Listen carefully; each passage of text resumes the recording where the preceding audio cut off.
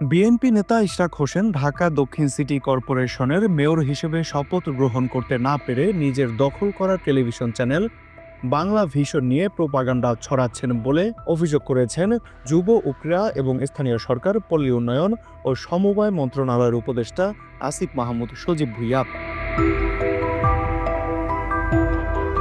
মঙ্গলবার নিজের ফেসবুক আইডিতে এক পোস্টে তিনি এ অভিযোগ করেন। থানায় হামলা করায় পুলিশ বাদী মামলায় কেন অ্যারেস্ট করা হলো না, এই দায়ও আসিফ মাহমুদের। মুরাদনগরের ট্রিপল মার্ডারের ঘটনায় প্রত্যক্ষভাবে জড়িত শাহ মোফাজ্জল হোসেন কায়কোবাদের ভাই শাহ জুন্নুন বুশরি।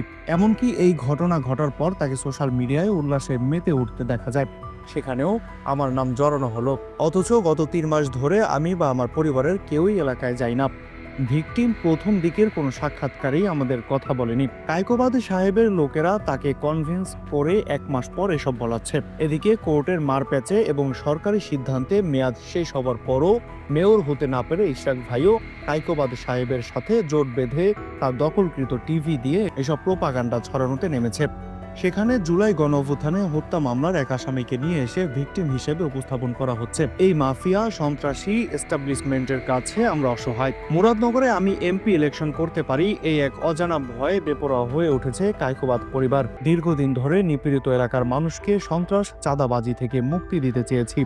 এলাকা থেকে এমপি হবার কোনো খায়েশ নেই আমার। নিজের সক্ষমতার মধ্যে শুধু মানুষের জন্য কাজ করতে চেয়েছি, তাও করা সম্ভব হবে বলে মনে হচ্ছে না।